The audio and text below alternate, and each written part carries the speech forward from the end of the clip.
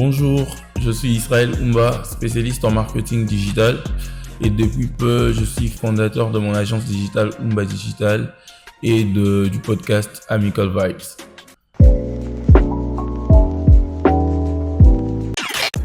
Actuellement, les tendances pour les artistes, moi je dirais même les tendances en général sur les réseaux. Aujourd'hui, c'est plus les formats réels, formats shorts qui sont en tendance, qui sont en train de marcher. Aujourd'hui, un artiste, ça suffit plus de mettre ton clip sur YouTube et te dire que ça tourne là-bas. Il faut vraiment être à l'affût, je me permets de dire à l'affût des vues, à l'affût du flux, avec des réels pour renvoyer vers ton clip, envers des TikTok pour renvoyer vers ton clip.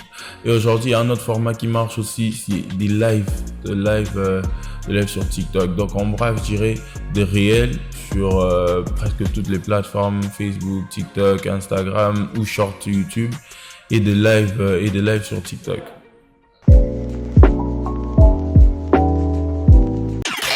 Oui, la crise déjà c'est quelque chose de très vaste, mais généralement en fait il faut vite répondre pour pas que ça peut être un fake news, pour pas que ça se répande.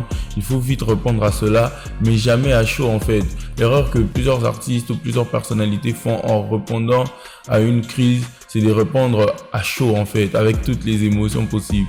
Il faut vite répondre pour contrer l'information, soit accepter l'information et clarifier l'information, mais jamais à chaud en fait. Et le plus-value, c'est de plus avoir par exemple un porte-parole ou collaborer avec des médias, soit pour démentir l'information, soit pour clarifier sur le sujet. Mais faut jamais que l'artiste mette les sentiments et répondre à chaud en fait quand il s'agit d'une crise. En communication digitale, il y a plusieurs erreurs que après ça dépend de l'opinion de chacun.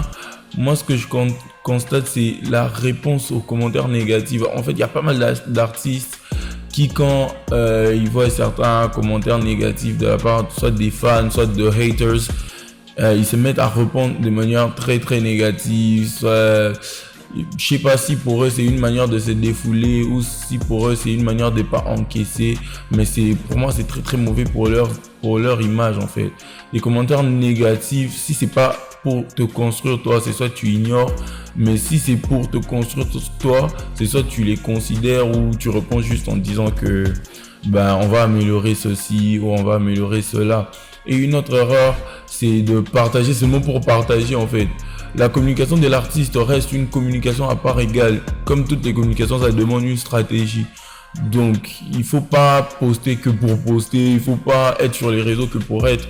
Mais il faut vraiment suivre une stratégie et communiquer par cette stratégie-là. Ouais, aujourd'hui, le plus grand défi aujourd'hui en tant que professionnel de communication digitale, c'est de créer un contenu qui se démarque. Aujourd'hui, on a beaucoup de contenu, on a beaucoup de contenu. On a ses concurrents directs. Par exemple, si tu as un client qui peut être artiste ou pas, il y a ses concurrents directs qui peuvent être les autres artistes, mais aussi des concurrents lointains qui peuvent être des contenus d'habitude, quoi, des contenus où on voit par exemple quelqu'un qui est en train de travailler sur ses métals, les contenus générés par l'intelligence artificielle. Ce sont des contenus qui retiennent plus de gens aujourd'hui et c'est des concurrents lointains. Maintenant, en tant que professionnel de la communication digitale, le plus grand défi aujourd'hui, c'est de faire du contenu qui se démarque et qui retient l'attention des internautes.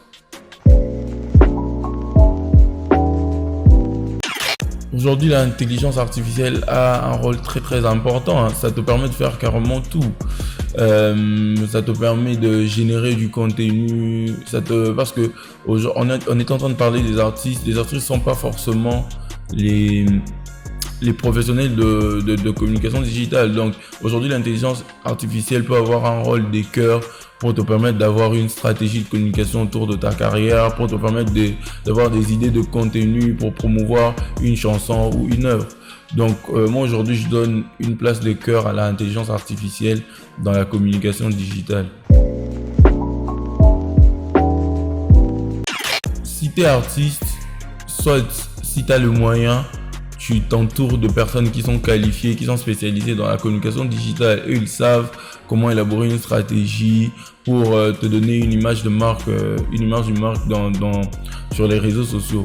Après, si tu n'as pas les moyens de payer une équipe ou de t'entourer de professionnels du métier, bah, l'artiste, moi je conseillerais à l'artiste d'apprendre en fait, de se former. La formation aujourd'hui, c'est pas seulement d'aller à l'université ou de faire une formation de 3 mois. Aujourd'hui, avec les vidéos sur YouTube, les vidéos sur les réseaux, tu peux beaucoup apprendre sur la manière qu'un artiste peut communiquer pour se créer une image de marque très forte sur les réseaux sociaux. Donc voilà mes conseils. Soit tu t'entoures des professionnels du métier, soit tu apprends toi-même à comment communiquer de manière professionnelle et efficace sur les réseaux.